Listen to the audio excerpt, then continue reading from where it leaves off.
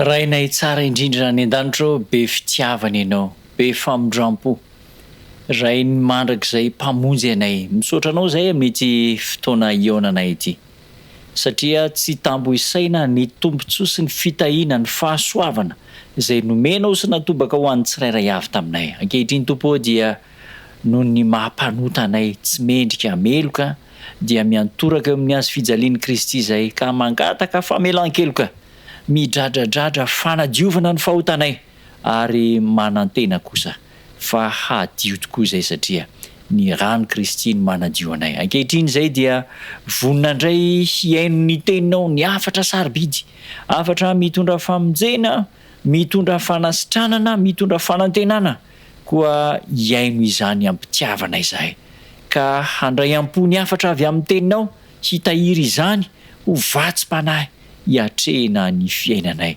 amin'ny mahazanaka ao anay mitenena ary fa vonina iaino anao izay amin'ny anaran'i Jesosy Kristy tomponay zokinay no hanonana ny vavaka amen.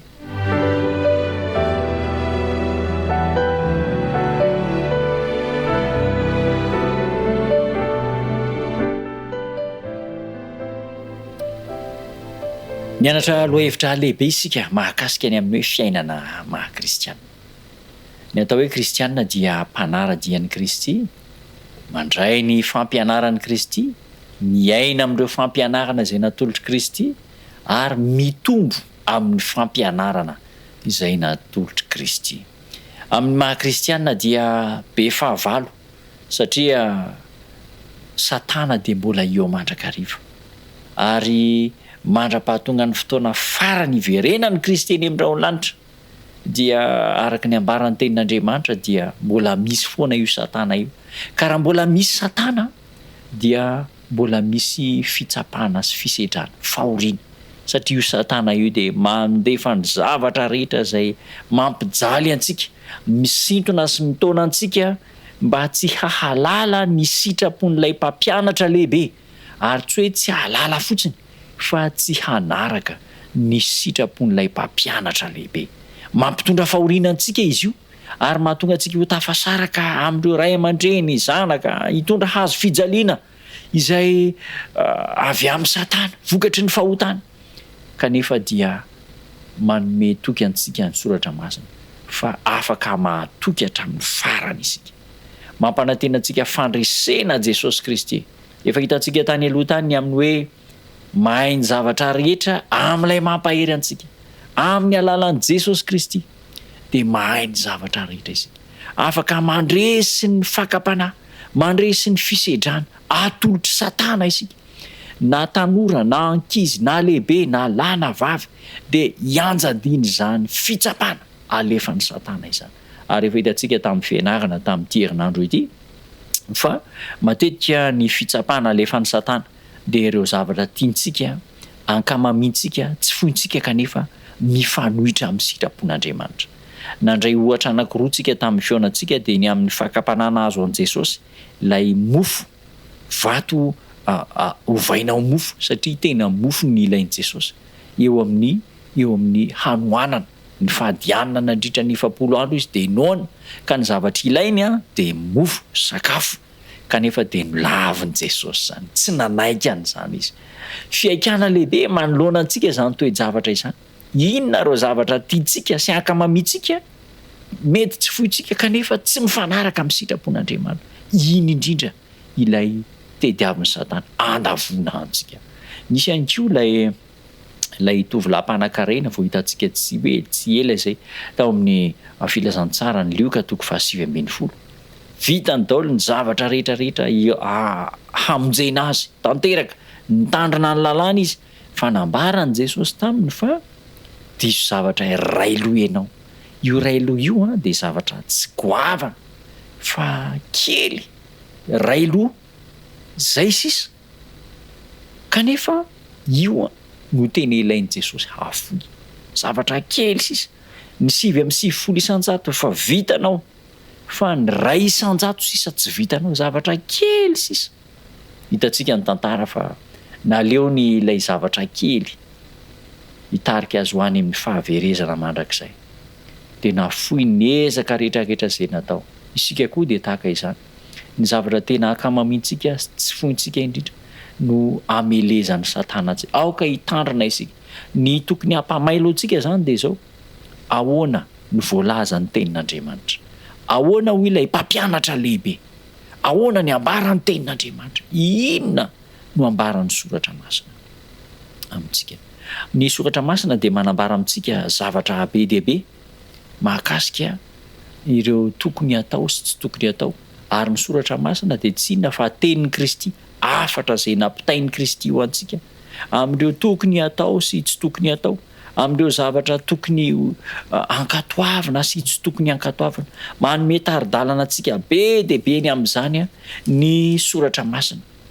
Raha ohatra ka mandinika isika voasoratra ao amin'ny Timoty 2:7, andika jerentsika Timoty 2:7, andininy fa 9:12.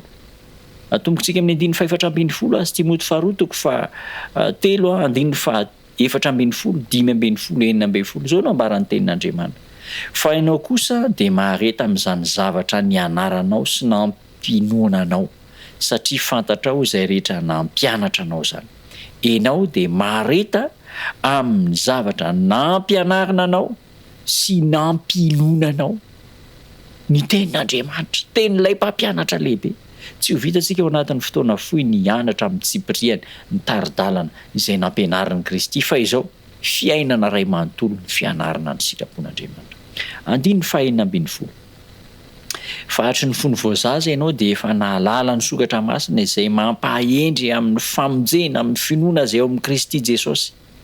Hatramin'ny mbola kely de efa nampianarina ny soratra masina izay mampahendry mitondra fahendrena ho antsika amin'ny alalan'ny famonjena, mampahendry ao amin'ny famonjena no ny finoana ao amin'ny Kristy Jesosy. Hitantsika amin'izany ny tian'Andriamanitra atao amintsika hoendry amin'ny finoana resaka famonjena, ny tian'Andriamanitra atao amin'ity kristianina mpianatra mpanaradian'i Kristy zany de zao ny tena tanjona lehibe indrindra de resaka famonjena. Ny mpianatra zany de famonjena, ny maha-kristianina zany de famonjena, mahakasika ny famonjena antsika, ireo tari-dalana sy fahamarinana rehetra zay ampianariny ny soratra masina tenin'ny Kristy antsika de zao tsy hitarika antsika afa-tsy ho any amin'ny resaka famonjena. Zao ny ambaran'ny tenin'Andriamanitra. Ny soratra rehetra, andiny fa 6:12, ny soratra rehetra nomeny ny tsindrimandrin'Andriamanitra, ny soratra rehetra zay nomeny ny tsindrimandrin'Andriamanitra de mahasoa ho fampianarana, ho fandresen-dahatra, ho fanitsiana zay diso, ho fitezana amin'ny fahamarinana. Lay zavatra rehetrarehetra atao ao anatin'ny maha-kristianina zany, ao anatin'ny maha-mpianatra, ny soratra rehetra zay nomeny ny tsindrimandrin'Andriamanitra. Inona moa zany soratra rehetra zany? Ny Baiboly, ny tenin'Andriamanitra. Ity zany ilay zavatra tian'Andriamanitra hianarantsika isan'andro anamboatra ny fiainantsika mba ho araka ny sitrapon'Andriamanitra, ho tonga tena mpianatra Kristy koa. Ka izao ho jerentsika tsy kelikely ireo andalan'ireo. Ny soratra rehetra izay nomeny ny tsindrimandrin'Andriamanitra de mahasoa. Ny soratra masina rehetra, ny Baiboly zany de mahasoa. Ekentsika fa ity Baiboly ity de soratra rehetra izay nomeny ny tsindrimandrin'Andriamanitra. Ka izao mahasoa antsika izy io, mahasoa antsika io soratra masina satria nomeny ny tsindrimandrin'Andriamanitra io. Mahasoa ho fampianarana ny soratra masina, mampianatra antsika. Nahoana moa ny ilaina ny fampianarana? Resaka sekoly zany. Nahoana ny ilaintsika ny sekoly? Antony roa lehibe no ilana ny sekoly. Ny voalohany indrindra de izao, satria tsy mahay isika de miditra any sekoly mianatra. Ny sekoly de natao an'ny olona tsy mianatra, tsy mahay. Ny fampianarana de natao an'ny olona tsy mahay. Zay ny antony voalohany ilana ny sekoly. Ka tsy mahay isika de ampianarina ao anatin'ny soratra masina zany de zao misy fahalalana be dehibe izay tsy haintsika ka tokony hianarantsika. Misy fahalalana be dehibe ao anatin'ny soratra masina, fahalalana momba ny fahasalamana, fahalalana momba ny fivavahana, fahalalana momba ny ara-tsaina, fahalalana momba ny momba ny zava-maneno, misy fahalalana momba ny fomba fitenenana, misy karazam-pahalalana be de be zay tokony ho haintsika ao anatin'ny baiboly. De izao nomena ny tsindrimandrin'Andriamanitra ho fampianarana. Ny antony faharoa ilana ny sekoly dia ampianarana, ary ny faharoa dia andraisana maro mpandrosoa, diplôma zany. Andraisantsika diplôma ny ilazantsika azy. Misy diplôma tokony ho azo de miditra ny an-tsekoly isika. Zay zany ny ilana ny fianarana, andatovina fahalalana vaovao sy hahazoana diplôma. Ka ny tenin'Andriamanitra de zao andraisantsika ireo taridalana omen'Andriamanitra eo amin'ny fiainantsika. Ary ny faharoa koa de zao andraisana ny diplôma de tsy inona fa ny fiainana mandrakizay sady boninahitra. Zay ny andiny voalohany. Ny faharoa de izao soratra rehetra nomeny tsindrimandrin'Andriamanitra de ho fampianarana, ho fandresen-dahatra. Fandresen-dahatra ihany koa ny soratra masina. Fa maninona moa ny resena lahatra? Fa maninona tsika ny resena lahatra? Satria be kriana hoy ny fiteny. Be kriana de resenina ny soratra masina lahatra. De tena zao nge ny ambaran'ny tenin'Andriamanitra. Ekena fa maisan'ny zao ny tazominao, zao ny napety anao fa ity no ambaran'ny tenin'Andriamanitra. De ny soratra masina zany de natao ho an'ny olona be kriana. Satria fandresen-dahatra izy io. Mandresy lahatra ho an'ny olona be kriana. Ka ny olona tsy mety resy lahatra ny tenin'Andriamanitra tena zava-doza. Ary de tena zava-doza ny miandry azy. Ny soratra masina zany de izao ho fandresen-dahatra. Ny fahatelo de izao ho fanitsiana zay diso. Fanitsiana zay diso. Inona no hevitra ambarany io fanitsiana zay diso io? Ho an'ny resaka fampianarana ihany zany isika. De manao fanadinana ny mpianatra, nanao fanadinana de rehefa natao ny fanadinana de nalefa ny tsarain'ny mpampianatra. Rehefa nitsaraina nefa diso le izy, diso. De natao zany ny fanitsiana. Inona moa ny ilazana azy? Correction. Averina zany le feuille-ny mpampianatra tsirairay avy. Naverina ny feuille-ny ny taratasy mpanadinana de nitsaraina. De teo tokoa de hita hoe tena diso tokoa no nataoko. Tena diso. Fanitsiana zay diso. Zao zany mba nanao ihany ahako.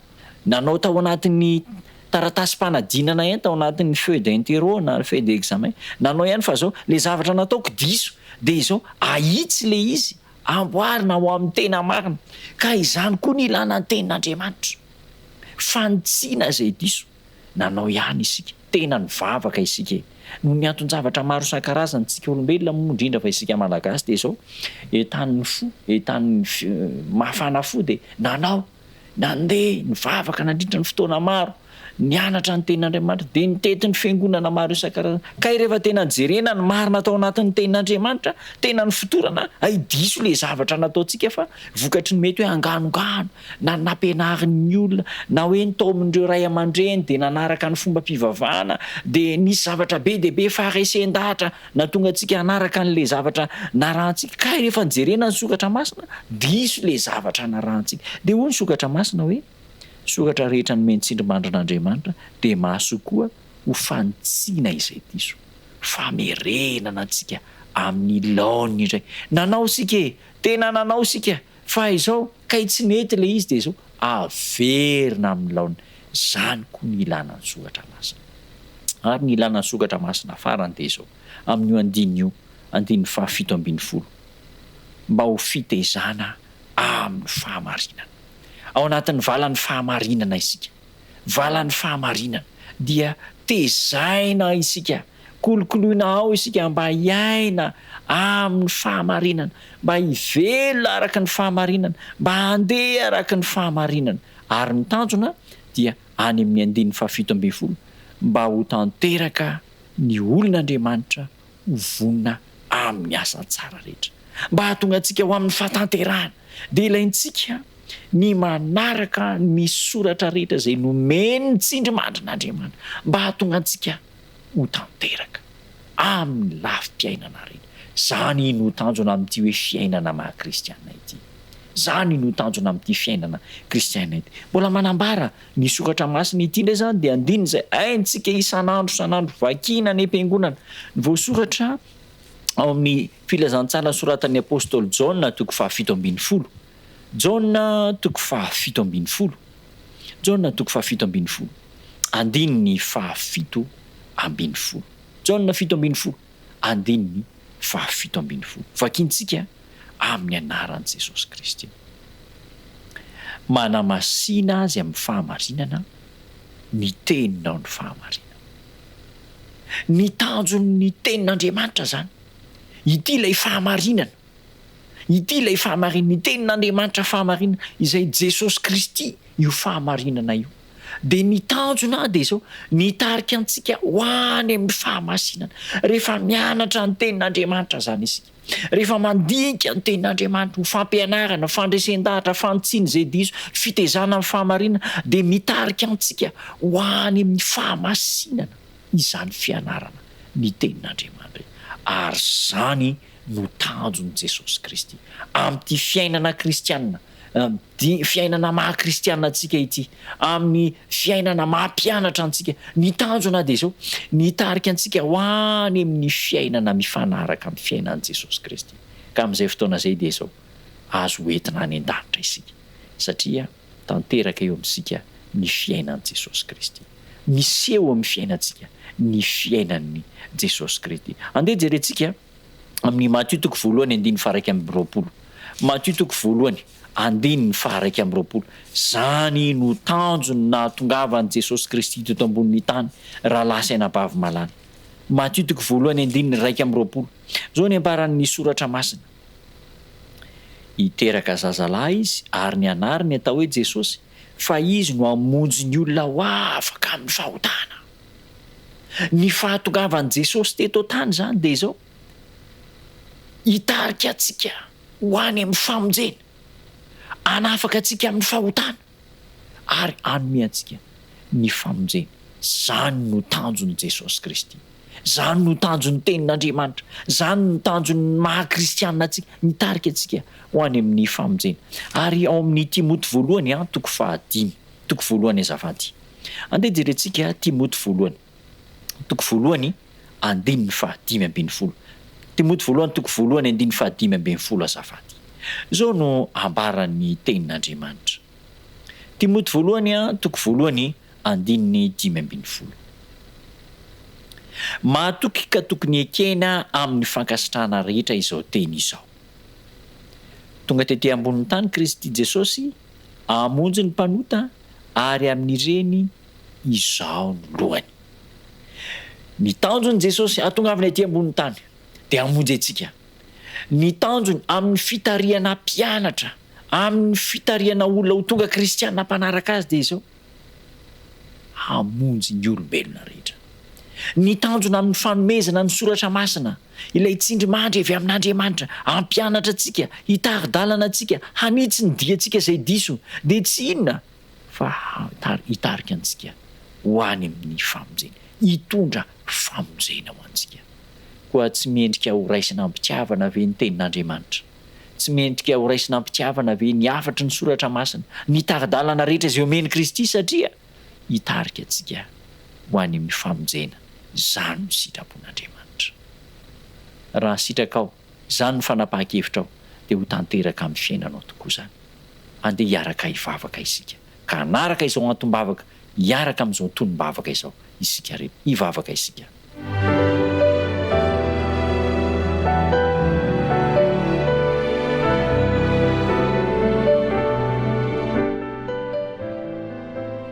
Ry tompo tsara indrindra ny an-danitro, misaotra anao izay fa nomenao eto am-pelantananay ny soratra masina, ny Baiboly, ny teninao ka hitarika anay ny amin'ny famonjena.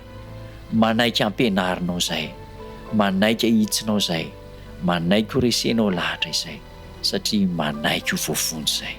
Raiso anao ny fiainanay manontolo, izao mpanaraka ny fandarana izao, raiso anao ny fiainana ka hatokana ho azy ny fiainana mandrakizay, ho azy sy ny ankonany, amin'ny anaran'i Jesosy tompona nonako ny vavaka.